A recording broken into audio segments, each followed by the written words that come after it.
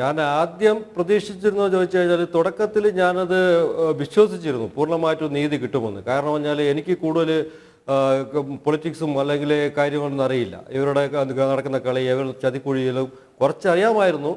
പക്ഷേ തുടക്കത്തിൽ, അതായത് സ്റ്റാർട്ട് ചെയ്യുമ്പോഴേ എനിക്ക് പ്രതീക്ഷ ഉണ്ടായിരുന്നു. അത് കഴിഞ്ഞ് എൻ്റെ പ്രതീക്ഷകളെല്ലാം തകിടം പറഞ്ഞു. ആഭ്യന്തര വകുപ്പിൽ നിന്ന് എനിക്ക് ഒന്നും കിട്ടില്ല എന്ന് എനിക്ക് ആദ്യം മനസ്സിലായി ഈ അന്വേഷണം പകുതി വരെ എത്തിയപ്പോൾ. ഞാൻ മുമ്പേ പറഞ്ഞു, പോലീസ് ഉദ്യോഗസ്ഥരെ ഞാൻ കുറ്റം പറയുന്നതല്ല, അവർക്ക് നല്ല രീതിയിൽ അന്വേഷിച്ച് പൊയ്ക്കൊണ്ടിരുന്നു. ഞാൻ അദ്ദേഹത്തിന് ഒരിക്കലും കുറ്റം പറയുന്നില്ല, ശരിയാണെങ്കിൽ തെറ്റാണെങ്കിൽ അന്വേഷിച്ചുകൊണ്ടിരുന്നത്.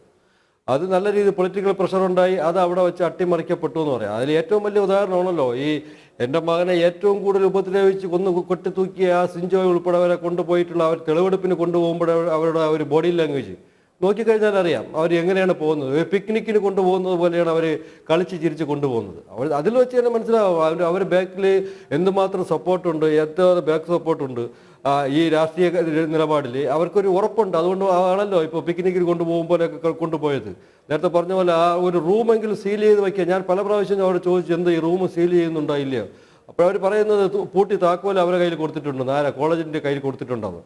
ആ കോളേജിൽ അവിടെ കയ്യിൽ താക്കോൽ കൊടുത്തിട്ടുണ്ടെന്നാണ് പറയുന്നത്. ആ റൂമിൽ, കൊലപാതകം നടന്ന റൂമിൽ.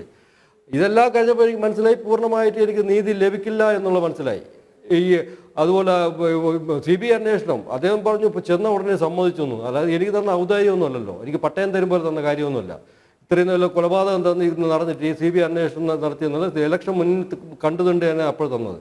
ഇല്ലെങ്കിൽ എല്ലാവരെയും അടപ്പിക്കണം വളരെ അത്യാവശ്യമായിരുന്നു. പ്രത്യേകിച്ച് പ്രതിപക്ഷത്തിൻ്റെ അടപ്പിക്കണം, കേരള ജനതയുടെ അടപ്പിക്കണം, ഈ അച്ഛനമ്മമാരുടെ എല്ലാവരെയും അടപ്പിക്കണം. CBI അന്വേഷണം കൊടുത്തില്ല എന്നുണ്ടെങ്കിൽ ഇവർ വോട്ട് ചോദിച്ച് ഓരോ വീട്ടിൽ പോകുമ്പോൾ അവർ കസേരയ്ക്ക് പകരം, ഇഴിക്കാൻ കസേരയ്ക്ക് പകരം അവർ കൊടുക്കുന്നത് കുറ്റിച്ചൂലായിരിക്കും എടുക്കുന്നത്.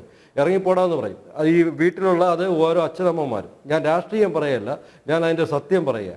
അതുകൊണ്ട് CBI അന്വേഷണം പ്രഖ്യാപിച്ച് സമ്മതിച്ച് കൊടുക്കുക, സമ്മതിച്ച് കൊടുത്തിട്ട് അതിനെ അട്ടിമറിക്കുക. പക്ഷേ ആ ഒരു കളി എന്ന് പറഞ്ഞാൽ എനിക്ക് മനസ്സിലായില്ല. അതാണ് ഞാൻ പറഞ്ഞു, പൊളിറ്റിക്സ് പഠിക്കാത്ത ഒരു മണ്ടനായിപ്പോയി ഞാൻ. അതുകൊണ്ട് ഞാൻ അത് വിശ്വസിച്ചിരുന്നു. അപ്പോൾ അന്വേഷണം തരാമല്ലോ, എല്ലാവരും അടച്ചു. എന്നിട്ട് എന്താ ചെയ്തത്? അതിനുശേഷം ചെയ്ത് കണ്ടില്ലയോ? ഇപ്പോൾ ഇവിടെ അയക്കേണ്ട സാധനം കൊച്ചിയിൽ ഡൽഹിയിൽ അയക്കേണ്ട സാധനം കൊച്ചിയിൽ അയച്ചത് അവർ കളിക്കുക. അവരിരുന്ന് അങ്ങോട്ടും ഇങ്ങോട്ടും മറ്റേ ഫുട്ബോൾ കളിക്കുമ്പോൾ, വോളിബോൾ കളിക്കുമ്പോൾ തട്ടിക്കളിച്ച് അവർ രസിക്കുക. ഈ നിസ്സാര കാര്യമാണോ CBI അന്വേഷണം എന്നൊക്കെ പറഞ്ഞിട്ട് അതിൻ്റെ രേഖാമൂലമുള്ള കാര്യം എവിടെ പോകണം, എവിടെ അയക്കണം, അത് അറിഞ്ഞുകൂടാത്ത കാര്യമാണോ? അവർക്ക് അത്രയ്ക്ക് ഡിലേ ചെയ്യണം. പ്രത്യേകിച്ച് ഡിജിറ്റൽ തെളിവ് നശിപ്പിക്കണം. 100-200 കുട്ടികളെ കണ്ടുപിടിക്കണം. 100-200 കുട്ടികളെ കണ്ടുപിടിച്ചിട്ട് അവരെടുത്തിട്ടുള്ള ക്യാമറകൾ, അവരെടുത്തിട്ടുള്ള വീഡിയോകൾ, ഈ ഫോറൻസിക് ആദ്യമേ അവർ തെളിവ് നശിപ്പിച്ചു കളഞ്ഞു. അതാ നാരായണൻ നശിപ്പിച്ച് കളഞ്ഞു ആദ്യമേ. അയാളൊരു ഡോക്ടറിനറിയാം ഒരു ഫോറൻസിക് തെളിവ് എങ്ങനെ നശിപ്പിക്കണമെന്ന് ആരും പറഞ്ഞു കൊടുക്കേണ്ട കാര്യമില്ല. സാധാരണ മനുഷ്യനല്ല, ഒരു ഡോക്ടറാണ്, മൃഗ ഡോക്ടറാണെങ്കിലും ഒരു ഡോക്ടറാണ്. അതുപോലെ സയൻറ്റിഫിക് തെളിവ് നശിപ്പിക്കണമെങ്കിൽ നശിപ്പിക്കാം. അതെല്ലാം അത് ചെയ്ത് കഴിഞ്ഞു. ഡിജിറ്റൽ തെളിവ് നശിപ്പിക്കണമെങ്കിൽ ടൈം വേണം.